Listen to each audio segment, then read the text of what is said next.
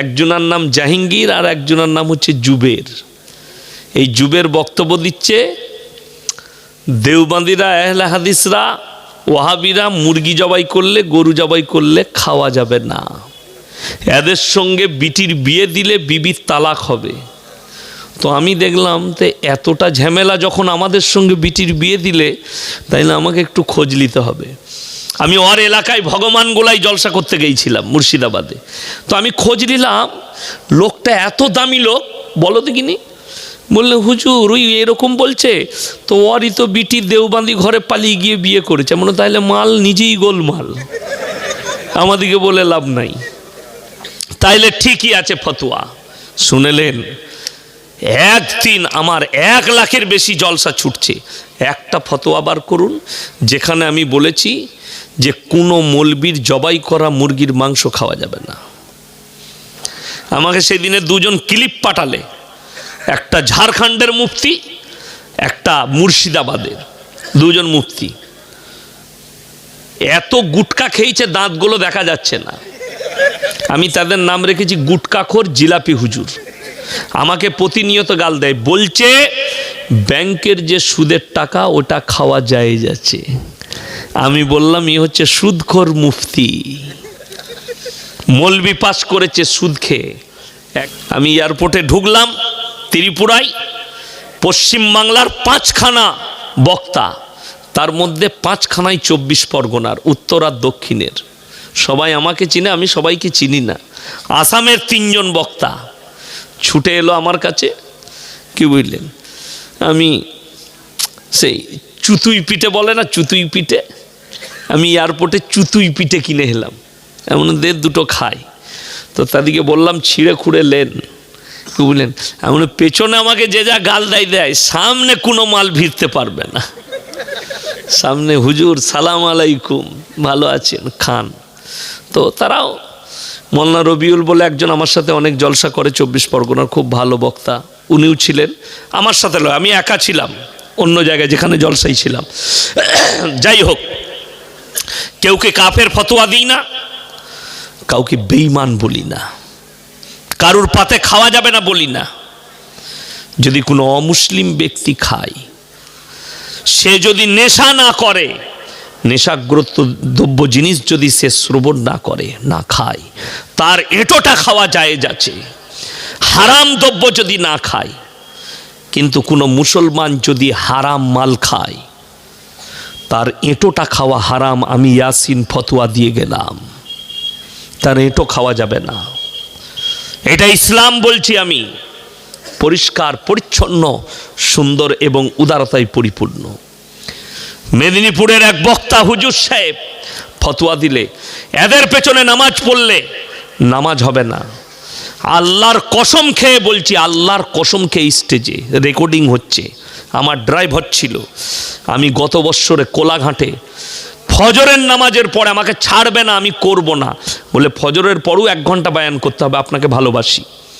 আমি গিয়ে শুয়ে রইলাম, ফজরের আজান হলো, উজু করে আমি ফার্স্ট কাতারে বসেছি সুন্নত পড়ে। আমাকে বললে হুজুর নামাজটা পড়ান। আমি নামাজ পড়ালাম। যে হুজুর ফতোয়া দিয়েছে সে ফজরের সময় বায়ান শেষ করলো, আমার পেছনে নামাজ পড়লো।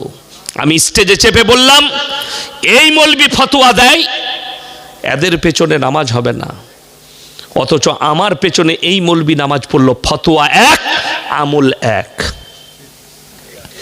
কিন্তু ইয়াসিন বসে আছে। আমি চ্যালেঞ্জ দিয়ে বললাম, আমি যটা কথা বলি নিজে আমল করি। জীবনে একটা পান মশলা খাই নাই, ওই জন্য আমি বিড়ি খেতে মানা করি, সিগারেট খেতে মানা করি, গুটকা খেতে মানা করি। জীবনে একটা পান মশলা খাই না, খাবার ছাড়া কোনো নেশা নাই। আল্লাহ যেটা হালাল করেছে সেটা খাবো, বাকি একটাও না। আপনাদেরকে অনুরোধ করে বলছি, সুদ হার হালতে হারাম, আল্লাহ তাআলা হারাম করেছেন। রসুলের হাদিস, 1 টাকা যদি কেউ সুদ খায়, নিজের মায়ের সঙ্গে 36 বার জিনা করার সমান পাপ হবে। জোরে বলুন নাউজুবিল্লাহ। 36 বার জিনা করার সমান পাপ। এটা ইসলাম বলছে, আমি রসুলের হাদিস। এরপরে যে মুসলমান সুদ খাবে, আল্লাহর সঙ্গে যুদ্ধ ঘোষণা করলো না, করলো না? কথা বলেন। যে মুসলমান সুদ খেলো, সে রসুলের সঙ্গে যুদ্ধ ঘোষণা করলো, আগে চলুন। মদ খাওয়া হারাম না হালাল? কোরআনে আছে স্পর্শ করা হারাম। স্পর্শ করা, নেশাদ্রব্য জিনিস তোমরা স্পর্শ করো না, হারাম তোমাদের জন্যে। চলুন আপনাকে বলে দিই, মুসলমান মদ খায় না? খায় না? কথা বলে না? খাওয়াটা অনেক দূরের কথা। আমি আপনাদের এই থানাটা কি বাদুরিয়া থানা? এই বাদুরিয়া থানায় দেখিয়ে দেবো মুসলমান মদ খায় তো খায়, মদ বিক্রি পর্যন্ত করে। ঠিক বললাম না ভুল বললাম? হ্যাঁ। কিন্তু আপনি জানেন আপনার ধর্মকে একটা অমুসলিম ভাই কতটা রেসপেক্ট করে? এটা জানতে হলে তাদের হোটেলে প্রবেশ করতে হবে কোনো কোনো জায়গায়। 34 নম্বর জাতীয় সড়ক, বকখালি ডালখোলা রোড, যখনই আপনি বারাসাতে চাপবেন, চলে যান কৃষ্ণনগরের দিকে, বহরমপুর পার করেন, পলসন্ডা মোড়, তারপরই হাই রোডের গায়ে আছে পাপ্পুদা ধাবা। পাঞ্জাবিদের দু ভাই, মুখে চাপ দাড়ি, মাথায় পাগড়ি, বসে দোকান চালাচ্ছে। তার দোকানে 3টে বোর্ড লাগানো আছে, 3টেই মুসলমানের ইমান বাঁচানো বোর্ড। নাম্বার 1, মদ পান করা নিষিদ্ধ। নাম্বার 2, মদ বিক্রি নিষিদ্ধ। নাম্বার 3, ধূমপান নিষিদ্ধ, নো স্মোকিং। এখানে ধূমপান করা যাবে না। আমি মাঝে মাঝে নাস্তা করি, চা খাই। সে জানে আমি যেখানটায় ব্যবসা করছি এখানে 70% মুসলিমের বাস, মুসলিম আবাদি বেশি, আর মুসলমানদের কাছে মদ হারাম, তাই আমার এই ব্যবসাটাও করা যাবে না। তার থেকে 15 কিলোমিটারের মাথায় আমি মুসলিমদের হোটেল দেখাবো, হারামখোর মদও খায়, মদও বিক্রি করছে। এটা বাস্তব, ভেবে দেখুন আপনি। ওই জন্য আল্লামা ইকবাল লিখেছেন, ইস ঘর কো আগ লাগি ঘর কি চিরাগ সে।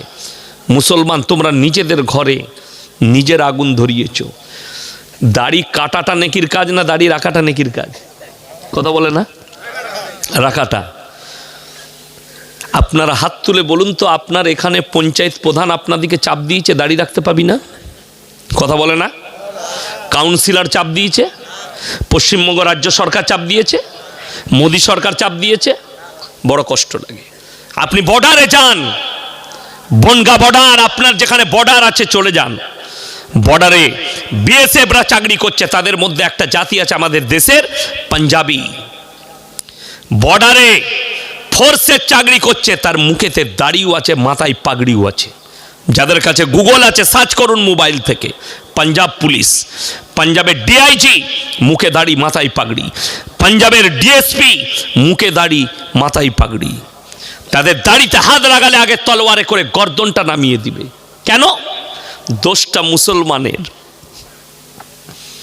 যোগী আদিত্যনাথ সরকার 5 বছর আগে একটা পুলিশ অফিসার এত বড় দাড়ি রেখেছে, তার দাড়িটা তাকে সাসপেন্ড করা হলো। দাড়ি চেঁচে এসে ডিউটি জয়েন করতে হবে। বেচারা দাড়ি চেঁচে এসে ডিউটি জয়েন করলো, মুসলিমদের ছেলে, 5 ওয়াক্তের নামাজি অফিসার, থানার ওসি। কিন্তু দুঃখের বিষয়, গোটা ভারতের মুসলিম যুবকরা টুইটারে গালি দিয়েছে যোগী আদিত্যনাথকে ইসলামের দুশ্মন। একটা অফিসারের দাড়ি চেঁচে যদি সে ইসলামের দুশ্মন হয়, 80% মুসলমান সেলুনে বসে নিজের দাড়িগুলো নিজে থেকে দাড়ি চাচে। এরা কার দুশ্মন আমি তোমাদের কাছে জানতে চাই। কথাটা বুঝতে পারেননি? তুমি দাড়ি রাখতে, ইমাম সাহেব যদি দাড়ি চেঁচে দেয় তাকে ইমাম রাখবেন না তাড়াবেন? কথা বলে না? রাখবে? রাখবে না, তাড়িয়ে দে। ইমাম সাহেব দাড়ি চাচলে তাকে রাখবে না, তার পেছনে নামাজ পড়বে না। তুই দাড়ি চেঁচে ইমামের পেছনে কি করে পড়িস বে? কথাটা বুঝতে পারেননি? আমি তোমাকে প্রশ্ন করলাম, ইমাম সাহেব দাড়ি চেঁচে দিলে তার পেছনে আর নামাজ পড়বে না, দাড়ি রাখতেই হবে। বড় কষ্ট ওইটাই। ভাইজানের দাড়ি দেখুন কত সুন্দর, আল্লাহ আমাকে সব দিয়েছে, দাড়ি দেয়নি, ঠিক কি না? ওই জন্য ফেসবুকে ইউটিউবে অনেকজন কমেন্টে লেখে, এই হুজুরের বয়ান শোনা যাবে না, হিংসা করে, আর দাড়ি নাই। তো তোর কাছে কোনো চাপান ফাপান থাকলে আমাকে দে, লাগাই, দাড়িটা বেরুলে বেরুবে। আমি কি করব? আল্লাহ দেয়নি তো। আল্লাহ তো সবাইকে সবটা দেয় না, কি বলেন? যেমন আমাকে শরীর দিয়েছে ভাই, একদম সিলিম পাতলা, ঠিক কি না? তো আল্লাহ সবাইকে সব কিছুটা একরকম দেয় না, আকৃতি আল্লাহ দান করেন, সব কিছু আল্লাহ দেয়। তো দাড়ি রাখাটা নেকির কাজ, অথচ আপনি দাড়ি রাখতে পাচ্ছেন, এটা কত দুঃখের বিষয়। 5 ওয়াক্ত নামাজ ফরজ না ফরজ নয়? আমি খালি আপনার ভুলটা ধরিয়ে দিয়ে যাচ্ছি, কালকে আপনি শুধরাবেন, কাল ওষুধ লাগাবেন। এই গোটা ভাদুরিয়া থানায় 100টা মুসলিমের মধ্যে 80টা বেনামাজি। ঠিক বললাম না ভুল বললাম? 80টা বেনামাজি। আপনি জানেন 5 ওয়াক্তের নামাজ পড়া ফরজ। আপনি এটা বুঝে গেছেন আমার আত্মীয় মারা গেছে, উজু করে আমাকে জানাজার নামাজটা পড়তে হবে। পড়ে না, হারাম কোন নামাজ জীবনে পড়ে না, কিন্তু জানাজা ছাড়বে না। উজু করে মসজিদের বাইরে দাঁড়িয়ে আছে, মসজিদে ফরজ নামাজ হচ্ছে, আর হজরত পড়বে কি জানাজার নামাজ, কিন্তু ফরজ পড়বে না। তো এরা কবরে মার খাবে না? মারাত্মক মার খাবে। কি বুঝলেন? আমাদের দেশে তো 3টে কোয়ালিটির নামাজি। কটা বললাম? 3টে। একটা 5 ওয়াক্তের আলহামদুলিল্লাহ, একটা জুম্মার, আর একটা ঈদ বকরা ঈদের। ঈদের দিনে লাপাই ঈদগায় বেশি কারা? ওই মাল কটাই। আমি যেখানে নামাজ পড়াই 15টা গ্রাম পড়ে, একজন হঠাৎ করে উঠে এসে দেখলাম উঠে এলো, কি ব্যাপার হুজুর? কানে কানে একটা কথা বলবো। কি রে? নিয়তটা একটু বলে দিবেন তো। আমরা সানাটা জানিস না? দরুদ শরীফ জানি না, আত্মায়াতু জানি না, দয় মাসুরা জানি না। আমরা তো খালি মাথা টক্তর হয়ে যাবে, তোর তো এমনিও হবে না বে। আর ওই মাল কটার হবেই না। যে ইমাম নিয়ত বলবে ঈদগায়, তাকে আল্লাহর কাছে হিসেব দিতে হবে। এটা মাথায় লিখে রেখে দিন। কেন বলবেন? বড় কষ্টের বিষয়। এরা জীবনে নামাজ পড়ে না, আজ খালি ঈদ আর বকরা ঈদ পড়বে, তারপরে লুঙ্গি গুটিয়ে ছুটবে, আর নামাজ নাই জীবনে। আর আপনার জন্য জান্নাতটা সহজ কি করে হলো? আমাদের দেশের লোক নামাজ পড়ে না, রোজা রাখে না, ভালো কাজ করে না, পাপের সাগরে ডুবে আছে, কিন্তু জান্নাত লিবেই লিবে। আর জান্নাত দিবার লোক উগাদা আছে। আচ্ছা, আপনাদের দেশে অনেক জলসা হয় না? হয় না? আচ্ছা, হুজুরদের দোয়া শুনেছেন? কোন হুজুর দোয়া করেছে আল্লাহ আমাকে দেশি মুরগি দিয়ে ভাত দিয়েছে, 10,000 টাকা দিবেন, আল্লাহ এরা সবাই গাঁজা খেয়ে মারা গেছে, মদ খেয়ে মারা গেছে, আল্লাহ তোমাকে জান্নাতেই দিতে হবে? এরকম দোয়া শুনেছেন কোন হুজুরের? যে হুজুর করবে তার কেলানি শেষ থাকবে না। আমাকে যদি দোয়া করতে বলেন, আমরা কি দোয়া করব? আল্লাহ মুমিনিন মুমিনাত মুসলিমিন মুসলিমাত, মুমিন হতে হবে, মুমিনা হতে হবে। আল্লাহ চাচা যান দুনিয়া ছেড়েছেন, উনি মুমিন ছিলেন, আল্লাহ তুমি উনাকে ক্ষমা করে দাও, আল্লাহ জান্নাতি করো। আচ্ছা, স্কুলে সামনে মাধ্যমিক পরীক্ষা আছে না নাই? আল্লাহ সকলকে কামিয়াবি দান করুক। একটা ছেলে একটাও পরীক্ষা দেয় নাই, কোনো পরীক্ষা দেয় নাই। রিজাল্ট আনতে গিয়েছে, হেডমাস্টারকে বলছে স্যার আমার রিজাল্ট। হেডমাস্টার জিজ্ঞেস করছে অঙ্ক পরীক্ষা? বলে আমার মুখ দিয়ে ধুঁয়ো বেরোচ্ছিল। বলে ইংরেজি? বলে আমার মনে ছিল না তো। বাংলা? বলে আমার বোনের বিয়ে ছিল। বলে কোনো পরীক্ষা দিন? না স্যার কোনো পরীক্ষা দিই নাই। কত নম্বর পাবো? তাকে কিসে করে নম্বর দিবে? কলমে করে না ঝাঁটা করে? তো কবরে যদি ফেরেশতারা জিজ্ঞেস করে নামাজ? বলে ওটা খালি পড়তে পারি নাই। রোজা? ভোগ লাগতো বলে রাখতে পারি নাই। তবে কি এনেছিস? 24 পরগনা হাওড়া হুগলির কিছু লোক কি দেখাবে, এই দেখ বুকটা চিড়ে। কি ব্যাপার? বলে মহরমে তো খালি বুক চিড়েছি, হুসেন হুসেন হুসেন হুসেন, কিছু পাবো না? বলে হ্যাঁ পাবি, কাবাব শেখা করবে, কাবাব শেখা। কাবাব জানেন? শিখ কাবাব। ওইভাবে শেখবে হুতামায় নিয়ে গিয়ে। নামাজ নাই, রোজা নাই, কিচ্ছু নাই। আমাদের দেশে জান্নাত খুব সহজ, খালি দাওয়াত দাও, জিলাপি হুজুরকে আপনাকে জান্নাতে পাঠিয়ে দিবে। শালা গাঁজাখোর, মাতাল, মদখোর, জীবনে আল্লাহর ঘরে যাই না, জলসায় টুপি লাগিয়ে চলে এসছে। আমি 1 সপ্তাহ আগে 24 পরগনায় বলে গেছি, এই আপনার বারাসাতের কাছে এসছিলাম একটা জায়গায়, মাদ্রাসা জলসা দিনের বেলায়। তো আমি সেখানে বলে গিয়েছিলাম যে বাবা 24 পরগনার একটা মহৎ রোগ, 2 24 পরগনা, হাওড়া হুগলি মেদিনীপুর জলসা করতে গেলে আমি গিয়ে দরুদে ইব্রাহিম পাঠ করলাম, একটা লোক পড়ে নাই। আজকে যে আমি দরুদে ইব্রাহিম পাঠ করলাম, এটা পড়া গুনাহ জলসায়? হ্যাঁ, এইটাই হচ্ছে সব থেকে উত্তম দরুদ। ঠিক বললাম না ভুল বললাম? কিন্তু এই 24 পরগনার লোক খালি জলসা শোনার লেগে একটা দরুদ মুখস্থ হুজুর শুরু করলে আল্লাহুম্মা ই চালিয়ে দিলে সাল্লে আলা সাইয়্যিদিনা, এরপর চলতে লাগলো। হুজুর মনে মনে করছে শালা গোটা গায়ে খালি আউলিয়ার বাঁশ, একটাও বেনামাজি নাই। ও কিন্তু জলসার ওই দরুদে মুখস্থ রেখেছে, দরুদে ইব্রাহিম পাঠ করলাম, একজনা বেনামাজি মাল কটা তো পড়তেই পারে না, তার জানলে তো পড়বে। কথাটা বুঝতে পারেননি? আমি ধরে ফেললাম, এইটাই রোগ, বড় কষ্টের বিষয়। আপনার জীবনে নামাজ নেই, আপনার জীবনে রোজা নেই, আপনার জীবনে নেকি নেই, বেঈমান কাফের আপনার মাথায় চেপে বসেছে। কোরআন থেকে আপনি বিচ্ছিন্ন, কোরআনের সাথে আপনার সম্পর্ক নেই, উলামাদের সাথে সম্পর্ক নেই, রাসূলের আদর্শের সঙ্গে আপনার সম্পর্ক নেই, হাদিসের সঙ্গে সম্পর্ক নেই। আপনি প্রত্যেকটা বাড়িতে দেখুন, লোকের বাড়িতে খাটে, মাঠে খাটে, সকালবেলায় লোকাল ট্রেন ধরে কলকাতায় কাজে যায়, কিন্তু বাড়িতে দুটো 15,000 20,000-এর মোবাইল কিনে রেখেছে ধারেতেও। ঠিক বললাম না ভুল বললাম? কিন্তু তার বাড়িতে একটা মানে কোরআন বেরুবে না, যেটার দাম মাত্র 400 টাকা, যেটার দাম 500 টাকা। যে আমার পরিবারের হাতে, আমার বিবির হাতে একটা কোরআন রাখি, তার কাছে তারবিয়াত আসবে, সে কোরআন পড়বে। আমাদের মায়েরা তো বছরে একবার কোরআন পড়ে, খালি রমজান মাসে, তাই না? আচ্ছা আপনারা শুনেন, কাঁসার জিনিস জানেন না? জান না? কাঁসার পিতল। আচ্ছা কাঁসা পিতল ব্যবহার করলে চকচক করে না ভরে রাখলে? ব্যবহার করলে। কোরআন এমন এক মুকাদ্দাস, কোরআন মাজিদ এমন এক মুকাদ্দাস কিতাব, এটা যখন পড়বেন তখন চকচক করবে, আর যখন ভরে রাখবেন এটা যদি তেলাওয়াত না করেন আপনার চকচক করবে না। আমি প্লেনে আস্তে আস্তে 40 মিনিট প্লেনটা আসমানে ছিল, আমি 8 পারা পড়েছি, 8 পারা। যাবার সময় 4 পারা পড়েছি, আসার সময় 4 পারা পড়েছি জুবানি। কি বুঝলেন? কানে হেডফোন লাগিয়ে আমি পড়তেই গেছি যাতে কারো আওয়াজ না আসে। তো বড় কষ্ট লাগে। আমাদের দেশের মায়েরা খালি রমজান মাসে কোরআন খুলে দিয়ে আলামুন আর তালামুন করে না, পুরো বছর কোরআন পড়ে না, যে রমজান মাসে আলহামদুলিল্লাহ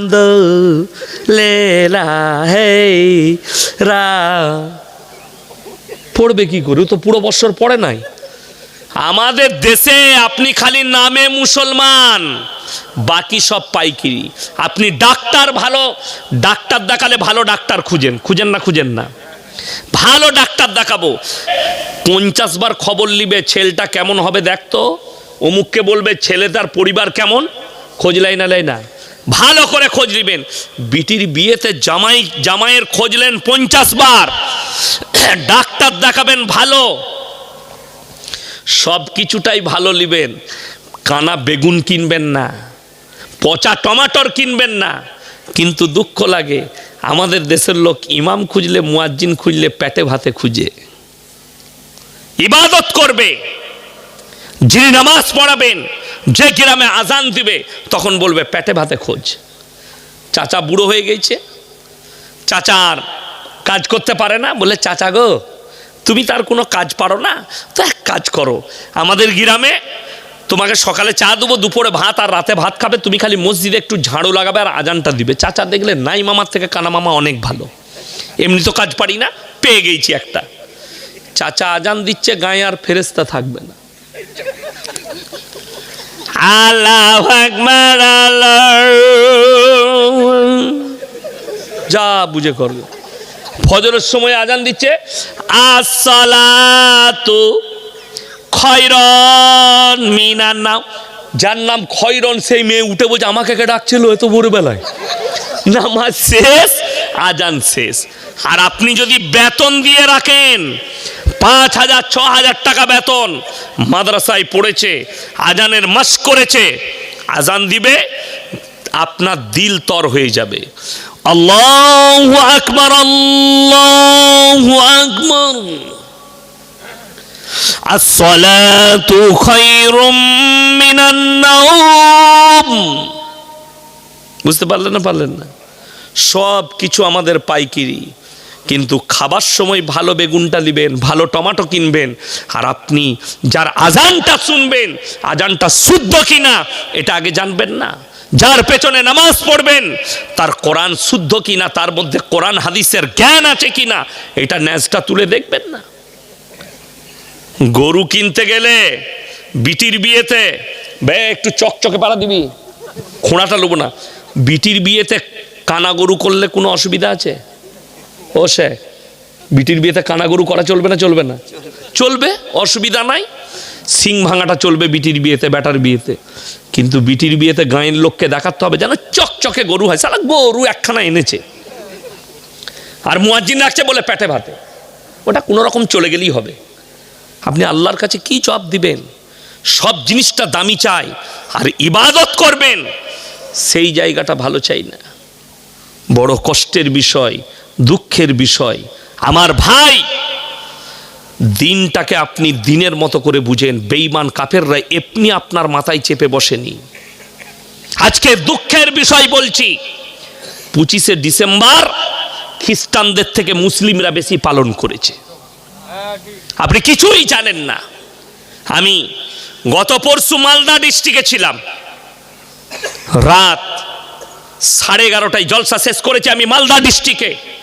আমার গাড়ি ছেড়েছে, নিয়ে আসছি মালদা টাউনে। মুসলিমদের ড্যান্স দেখলে বোম ফাটিয়ে আপনি অবাক হবেন। 1 জানুয়ারি পালন করছে, রাত্রি 12টা বেজেছে। আর 10 মিনিট যদি আমার গাড়িটা দাঁড়িয়ে থাকতো আমার ট্রেন ছেড়ে যেত। আমি সকালবেলায় কলকাতায় নেমেছি, চিতপুরে রাত্রে 12:10 গাড়ি চেপেছি। আর 10 মিনিট লেট হলে আমার গাড়িটা ছাড়া যেত। তারা এমনভাবে ড্যান্স করছে।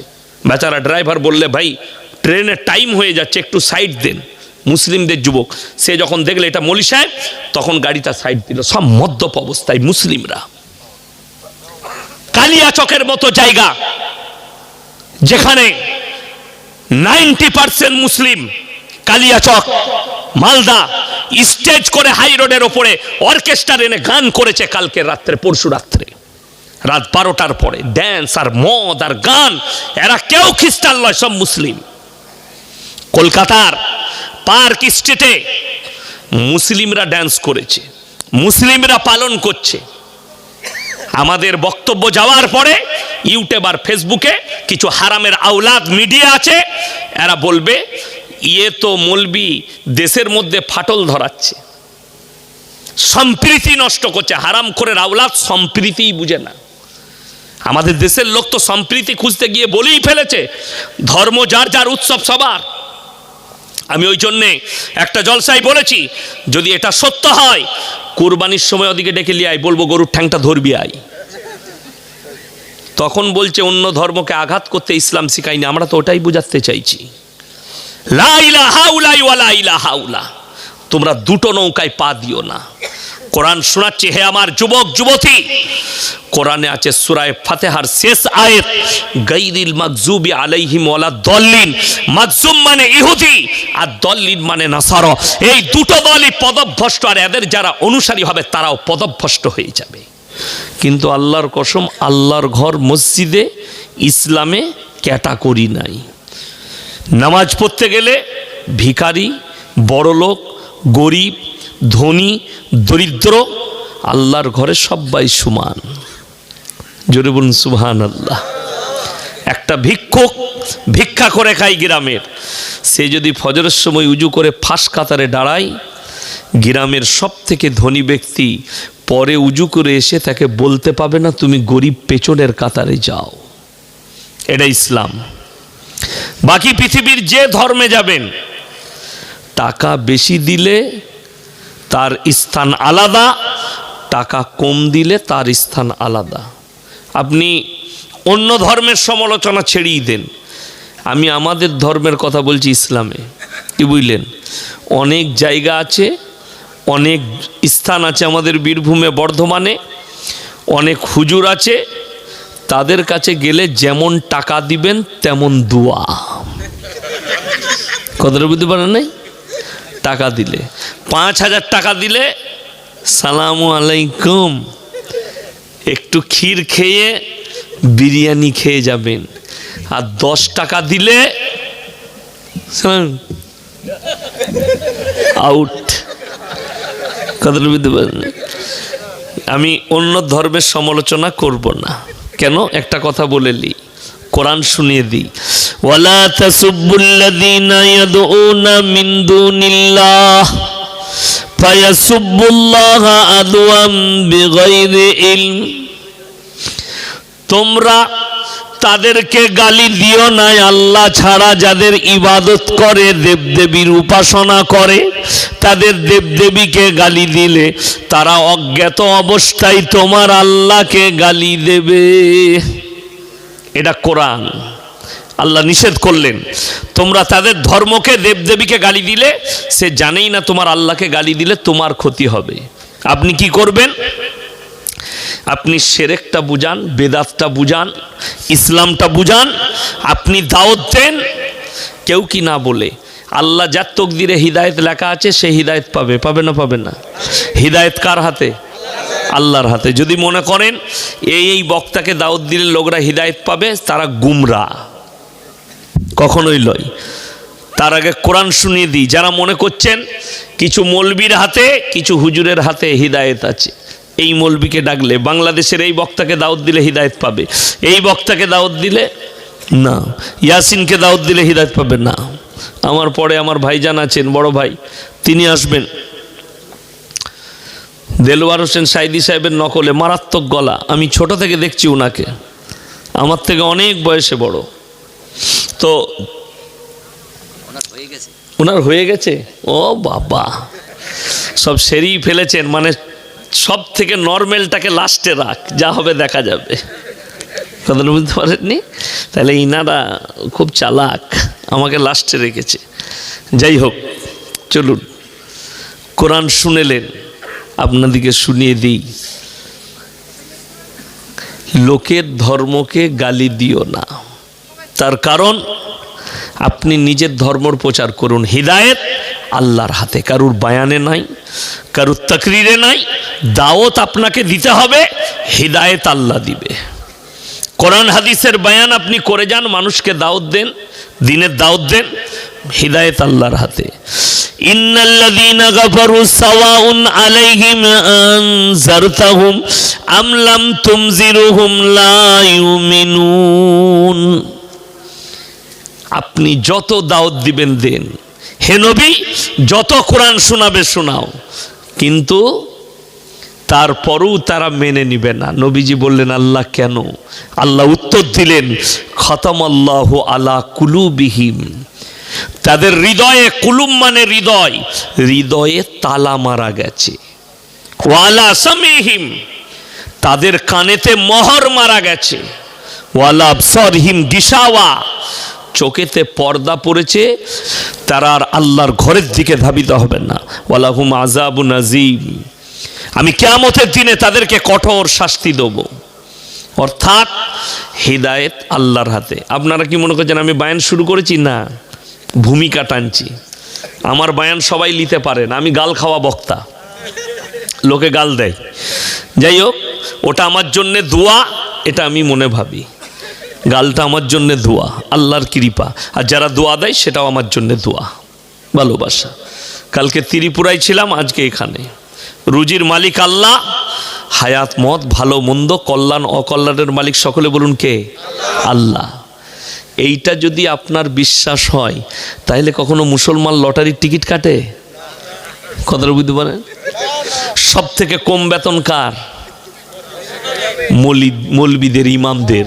আচ্ছা, ইমাম সাহেবদের যদি কম বেতন হয়, সব থেকে যদি জায়েজ হতো, সব থেকে আগে লটারি কারা কাটতো? আমরা মৌলবীরা। কথাটা বুঝতে পারেননি? লাইন আমাদের থাকতো, হারাম বলে আমরা নাই, হালালের উপরে ভরসা। আল্লাহ রসুল সাল্লাল্লাহু আলাইহি সাল্লামের হাদিস শুনেলেন, চোখ দিয়ে পানি আসবে। নবীজি বললেন, যারা আল্লাহর রাস্তায় দ্বীনের পথে থাকবে মৃত্যুকাল পর্যন্ত, আল্লাহ তাদেরকে ইজ্জতের রুজি দান করবেন। জোরে বলুন সুবহানাল্লাহ। আপনি আল্লাহর রাস্তায় থাকুন, দ্বীনের পথে থাকুন, রুজির মালিক আল্লাহকে ভাবুন, আল্লাহ আপনাকে রুজি দান করবেন, ইজ্জতের রুজি পাবেন। চলুন, কোরআনকে সবাই বিশ্বাস করি, হাত তুলে বলুন করব ইনশাল্লাহ। এত বিশ্বাস আপনাদের, আল্লাহর প্রতি বিশ্বাস, কোরআনের প্রতি বিশ্বাস। চলুন, পৃথিবীতে যত মৌলবি যত বই লিখেছে, আমি প্রথমেই মৌলবিদের নাম নিলাম, নাহলে শিক্ষিতরা বলবে খালি শিক্ষিতদের নাম লিখছে। যত মুহাদ্দিস, মুকাররির, শেখ, মুশায়েখ যারা যত কিতাব লিখেছে, কেউ তার কিতাবে এটা লিখতে পারেনি আমার কিতাবে কোনো রকমের ভুল নেই। লিখেছে?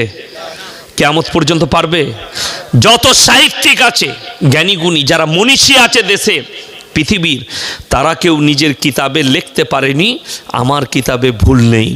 আল্লাহ রাব্বুল আলামিন কোরআন মজিদকে পাঠালেন নবীজির কাছে, কোরআনে লিখে দিলেন জালিকাল কিতাবুল লা রাইবা ফি, আমার এই কোরআনে বিন্দু মাত্র সন্দেহের কোনো অবকাশ নাই। জোরে বলুন সুবহানাল্লাহ।